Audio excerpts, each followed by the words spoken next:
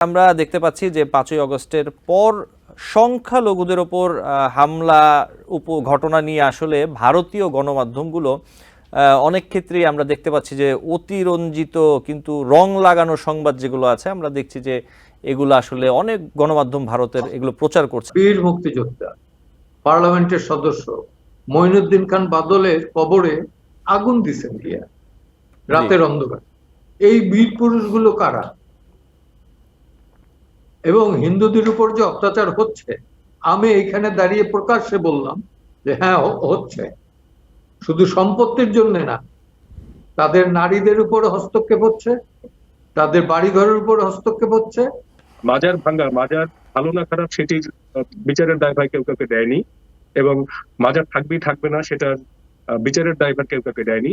যারা মাজার ভাঙছেন তারা আসলে কাজটি অন্যায় করছেন, এরকম একটি বক্তব্য আমরা তুলে আনার চেষ্টা করেছিলাম। আমরা দেখতে পাচ্ছি যে ৫ই আগস্টের পর সংখ্যালঘুদের ওপর হামলা ঘটনা নিয়ে আসলে ভারতীয় গণমাধ্যমগুলো অনেক ক্ষেত্রেই আমরা দেখতে পাচ্ছি যে অতিরঞ্জিত কিন্তু রং লাগানো সংবাদ যেগুলো আছে আমরা দেখছি যে এগুলো আসলে অনেক গণমাধ্যম ভারতের এগুলো প্রচার করছে, এবং এতে বাংলাদেশ ভারত ঢাকা দিল্লির যে সম্পর্ক তার মধ্যে একটি বড় নেতিবাচক প্রভাব ফেলছে।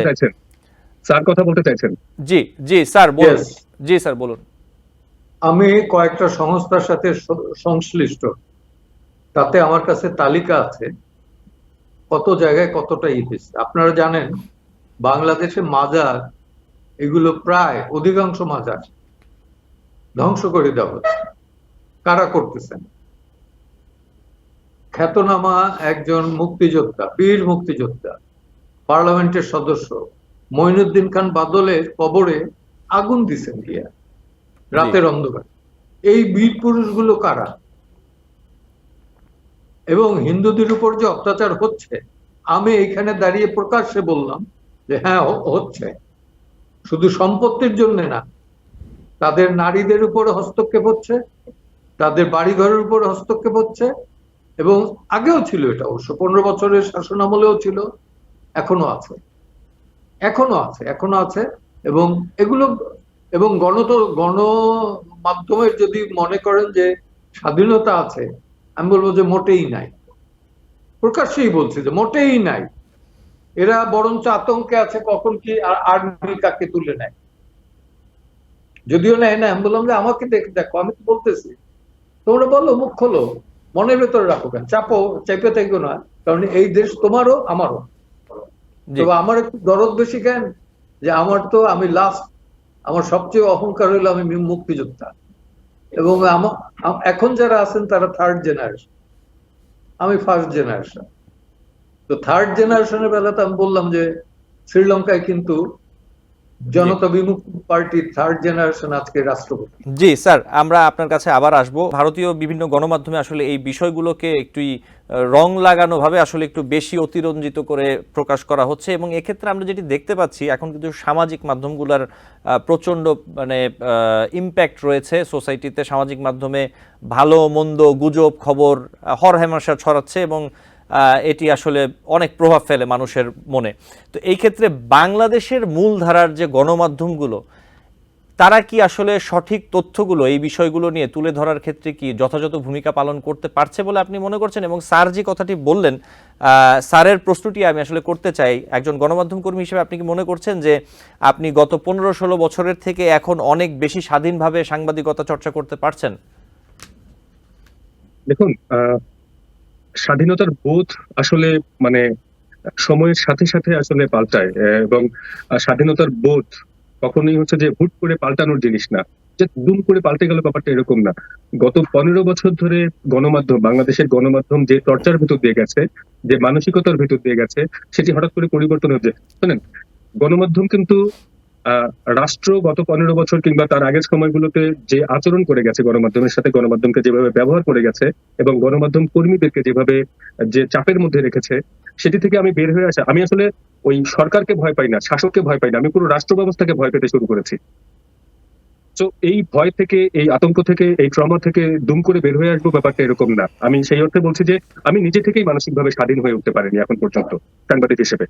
যে প্রশ্নটি আপনি করলেন, যে প্রেক্ষাপটে আপনি প্রশ্নটি করেছেন, সেটি হচ্ছে যে ভারতের গণমাধ্যমগুলো, বিশেষ করে সোশ্যাল মিডিয়া, আমি মূলধারার মিডিয়ার কথাও আমি বলতে পারবো যে ভারতের অনেকগুলো মূলধারার মিডিয়াও এইসব নিয়ে এমন ভাবে কথা বলছে এবং এমন এক্সাজারেশনের ভিতর দিয়ে যাচ্ছে, যেটি আসলেই আমাদের জন্য খুবই রাষ্ট্র হিসেবে সম্মানহানিকর এবং জাতি হিসেবে আমরা খুবই মর্মাহত যে ভারতীয় গণমাধ্যম এটি, কিংবা গণমাধ্যমের মূলধারা বৈশিষ্ট্য বলি আর সামাজিক যোগাযোগ মাধ্যম বলি, এটি ঠিক করছে না।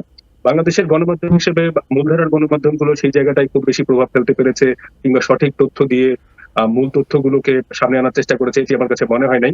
কিছু ক্ষেত্রে হয়েছে, প্রথম আলো সহ আরো দু একটি দৈনিক সেটি করেছে। বাংলাদেশের ফ্যাক্ট চেকিং এর যে দু একটি ইনস্টিটিউশন তৈরি হয়েছে, তারা বিভিন্ন সময় সেগুলো ফ্যাক্ট চেকিং এর মাধ্যমে সেগুলোর ফলাফল গুলো গণমাধ্যমকে দেওয়ার চেষ্টা করেছে, সেগুলো নিয়ে টুকটাক কাজ হয়েছে। কিন্তু ভারত যে আকারে এটি চালিয়েছে, যে যে মানে বৃহত্তর পরিসরে এটি চালিয়েছে, সেই অর্থে আমরা আসলে সেই তাদের যে মিথ্যা তথ্য কিংবা ভুল তথ্য এক্সাজারেশন, সেগুলো প্রতিবাদ করতে পারেনি। আরো একটি বিষয় আছে, স্যার যেটি বলেছেন যে স্যার নিশ্চয়ই অনেকগুলো প্রতিষ্ঠানের সাথে মানবাধিকার বিষয়ক অনেকগুলো প্রতিষ্ঠানের সাথে জড়িত। স্যারের ফাইন্ডিং এর সাথে শ্রদ্ধা রেখেই বলছি যে আমাদের কাছে নিশ্চয়ই লুটপাট হয়েছে, ভাঙচুর হয়েছে। আমি নিজেও আমি যেহেতু মাছরাঙা টেলিভিশনের ডিজিটাল পার্টটা আর কি দেখাশোনা করি অফিসিয়ালি, আমার নিয়মিত রিপোর্টিং এর বাইরে কিংবা কাজের বাইরে, সেখানে আমি কিছু রিপোর্ট করার চেষ্টা করেছিলাম এই মাজার ভাঙচুর নিয়ে। তো আমার কাছে মনে হয়েছে আমরা এই প্রেক্ষাপট থেকে, এই অ্যাঙ্গেল থেকে, দৃষ্টিভঙ্গি থেকে রিপোর্টটি করেছিলাম যে মাজার ভাঙা, মাজার ভালো না খারাপ সেটির বিচারের দায়ভার কেউ কাউকে দেয়নি, এবং মাজার থাকবেই থাকবে না সেটার বিচারের দায়ভার কেউ কাউকে দেয়নি। যারা মাজার ভাঙছেন তারা আসলে কাজটি অন্যায় করছেন, এরকম একটি বক্তব্য আমরা তুলে আনার চেষ্টা করেছিলাম। এবং যারা মাজার ভাঙছেন তারা কেন ভাঙছেন সেই প্রশ্নের সদুত্তরও আসলে জানেন না। তো এটি করতে গিয়ে বাংলাদেশের একজন খুবই নামকরা সোশ্যাল মাধ্যম, মানে সামাজিক মিডিয়ার মাধ্যমে খুবই নামকরা একজন বক্তা, ইসলামী বক্তা, তিনি আমাদেরকে আক্রমণ করে, রীতিমতো আক্রমণ করে মাছরাঙাকে ব্যান করে দিয়ে একটি লোগো তৈরি করেছেন, এবং যেখানে মাছরাঙাকে ব্যান করা হয়েছে এরকম একটি লোগো তৈরি করে তার অনুসারীদের মধ্যে প্রচারণা চালিয়েছেন যে মাছরাঙা এই যে কি বলে প্রথাকে, মাজার প্রথাকে প্রমোট করছে। অথচ আমাদের বক্তব্যটা ছিল যে কোনোভাবেই মাজার ভালো না খারাপ সেটি যারা মাজারে যাচ্ছে তাদের দায়ভার হওয়া উচিত। কোনোভাবেই আরেকজন সেটাকে হচ্ছে যে জাস্টিফাই করার কোনো কারণ নেই, ভাঙচুর করার কোনো কারণ নেই। ভাই, লালন গীতি কে পছন্দ করবে, লালনের মাজার থাকবে কিনা সেটি বাইরে থেকে কেউ ঠিক করবে, এটি আসলে আমাদের কাছে কাম্য না, এবং গণমাধ্যম হিসেবে আমরা সেভাবে দেখতে চাই না। তো যেটি বলতে চাইছি যে আসলে গণমাধ্যম হিসেবে আমরা যে দায়িত্বগুলো পালন করা উচিত, এই যে এক্সাজারেশন, এই যে সংখ্যালঘুদের আক্রমণ, সংখ্যালঘুদের উপর আক্রমণ হয়েছে এটি যেমন ঠিক, এবং সেটি কতখানি আসলে সংখ্যালঘুর কারণে, মানে সংখ্যালঘু হবার কারণে হয়েছে সেটি নিয়েও প্রশ্ন আছে। কারণ এখানে অনেকগুলো বিষয় রাজনৈতিক ছিল। তো যে বিষয়টা রাজনৈতিক, সেটাকে আসলে যে সংখ্যালঘু কিংবা হচ্ছে যে এই জায়গাটাতে নিয়ে এসে ওইটাকে আলাদা রং দেওয়ার চেষ্টা করাটা আসলে খুবই দুঃখজনক ছিল। ভারতের বিভিন্ন গণমাধ্যম, সামাজিক মাধ্যম, মূলধারার মাধ্যম যেটি করেছে সেটি খুবই দুঃখজনক ছিল, এবং বাংলাদেশের গণমাধ্যম হিসেবে আমরা মাজার মিলন, জি আপনাকে ধন্যবাদ। নিউ ইয়র্ক থেকে সম্প্রচারিত TVN 24 টেলিভিশন বিশ্বজুড়ে বাঙালির কণ্ঠস্বর।